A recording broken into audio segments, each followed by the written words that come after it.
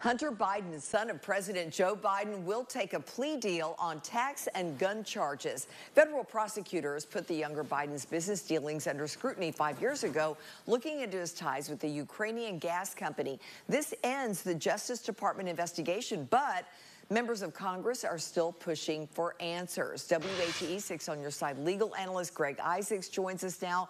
Greg, as always, thank you for being here. Lori, it's good to be here. First things first, what is the agreement here? And let's go over the crime and the punishment. Well, for years, there's been a swirl of speculation surrounding what Hunter Biden may or may not be charged with, and it's much different than we thought. He's going to plead guilty to 2 misdemeanor tax offenses, and that's just for failing to pay taxes in 2017, 2018. Now, remember, if you do not pay your taxes intentionally, a non-felony, it's a misdemeanor offense.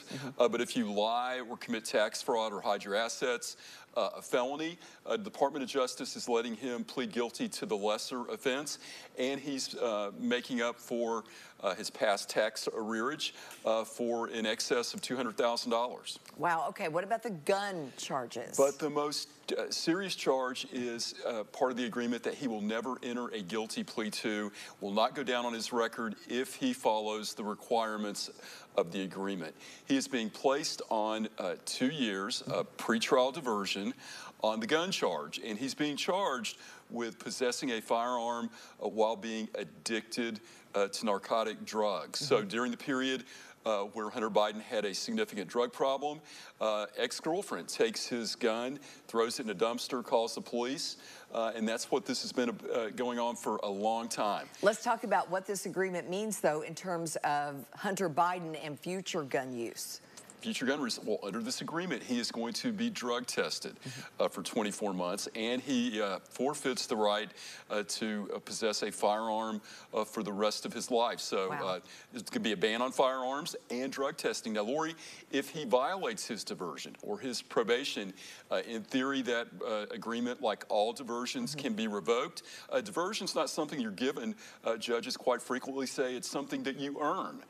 So if he did pop a drug screen, in theory, he could go to jail for 2 years. So 2 totally separate agreements, but it's still got a lot of people up in arms, and they think the president's son may have been allowed to plead to a very benign lesser offense just to close out the Department of Justice investigation. Real quick before we let you go, speaking of the president, does President Biden face any legal concerns in connection with this? Well, not, and it's really interesting.